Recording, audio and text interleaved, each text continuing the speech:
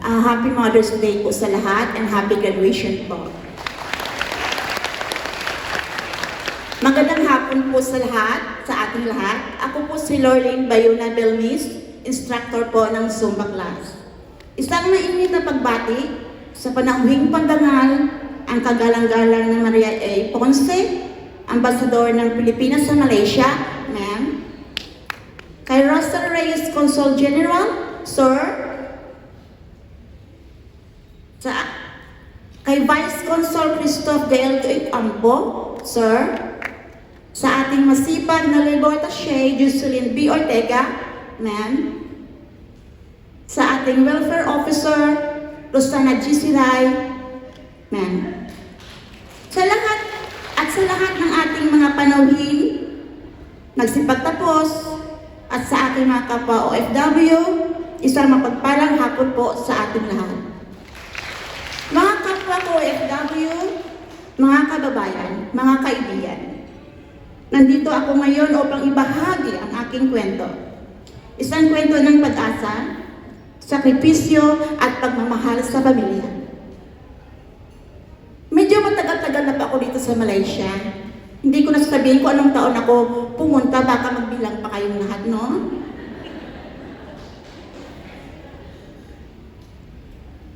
Sa loob ng mga taong iyon, marami akong pinagdaanan. Lungkot, pagod at pangungulila.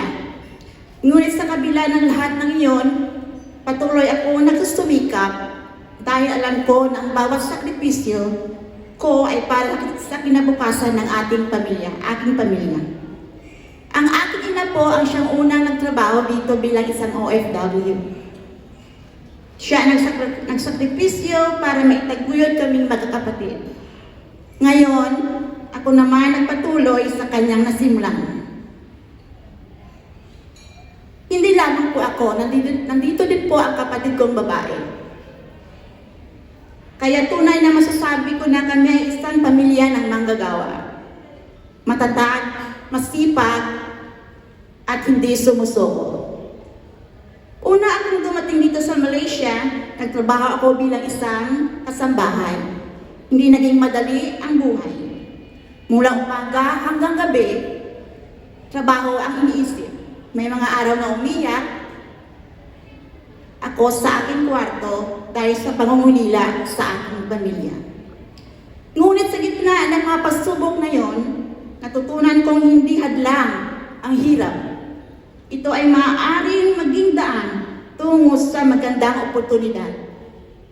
Isa sa naging daan ng pagbabago ng aking buhay ay ang Overseas Workers Welfare Administration o OWA. Sa pamagitan ng kanilang programa, hindi lamang tayo natutulungan, tayo ay binigyan ng pagkakataon na matuto, umunlad at magsimula ulit. Bago ako naging Zumba instructor, dumalo muna po ako sa workshop under zumba.com na nagbigay sa akin ng dagdag na kaalaman at kumpiyansa. At noong 2016, nagsimula po ako magturo sa Tahanang Filipino, St. John po doon sa Cave, and then MWOFRC. Ang simpleng hakbang na ito, ang hakbang na iyon ay nagbukas ng napakaraming oportunidad para sa akin. Hindi lamang ito nagbigay ng dagdag ng kita, kundi nagbigay ito ng saya, kalusugan at pagkakataon na makapagbigay inspirasyon sa kapwa OFW. Sa bawat pagtuturo ko, nakikita ko ang ngiti, lakas at pag-asa ng ating mga kababayan.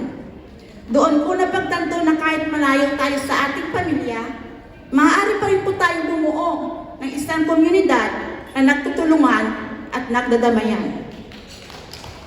Kaya kung sino po dyan ang gustong masigawan ulit, andito lang po ako. Basta ko wala. Mga kapwa ko OFW, nais ko pong ipaalala sa inyo, hindi tayo nag-isa. May mga organisasyon tulad ng OWA na handang umaalalay sa atin.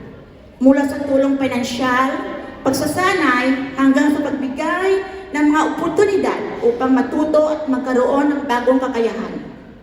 Kaya hinihikayat ko ang bawat isa, samantalahin natin ang mga oportunidad na ito, matuto tayong lumaban, at patuloy na mangarap. Sa puntong ito, nais ko magpasalamat sa ating masipag at napakabait na welfare officer, Rosana G. Sirayman. Ma'am Rosan, isa po kayong ilaw na patuloy na nagbibigay ng liwanag sa aming mga OFW dito sa Malaysia. Sa pamamagitan ng inyong paggabay, malasakit, nagkaroon kami ng direksyon at pag-asa para sa mas maayos na kinabukasan pagbalik namin sa Pilipinas. Hindi lamang po kayo isang pinuno, kundi isa din kayong kaibigan, sandigan, laging handang makinig sa aming mga hinaing at suporta sa aming mga pangangailangan. Ang inyong taos-pusong pagmamahal at pag-aruga sa amin ay tunay na walang kapantay. Sa inyo po, naramdaman namin na kami ay hindi nag-isa, kundi bahagi ng isang pamilya. Taos-puso rin po ako nagpapasalamat sa buong staff ng Overseas Worker Welfare Administration KL, Ma'am Chi, Ma'am Jingle, Ma'am El, Ma'am Joda, Sir John, at sa volunteers po, Kuya Beth, Itay, and Marlene. Maraming salamat. Na lahat na ito ay walang sawang naglilingkod at umaalalay sa amin. Lalo na tuwing linggo, ang inyong dedikasyon at sakripisyo ay lubos po namin pinapahalagan. Ang aming dasal, patuloy kayong gabayan ng Diyos upang mas marami pa kayong matulungan at mapasaya. Maraming salamat po sa lahat ng kapwa ko OFW. Kapit lang po tayo. Huwag susuko.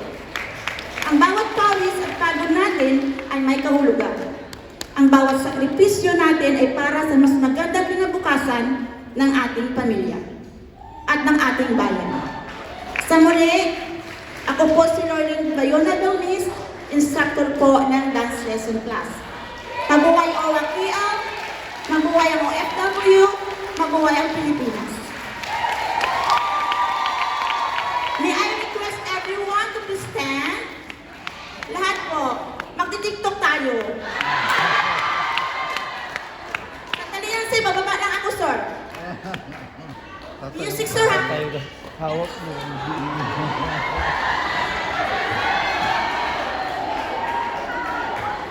Ano tayo natin ma'am? Hawak mo. Pagpasok mo pala, malaman mo sa ilang ilaw ko. Sinisigaw mo, diretso na sa bago mo sa kanila. Kung pasok sa kahawag mo, sandali sa tuwing wala na kayong ibigay. Wala nang sabi ng kailangan pa. Sigaw mo pala, sagot na sa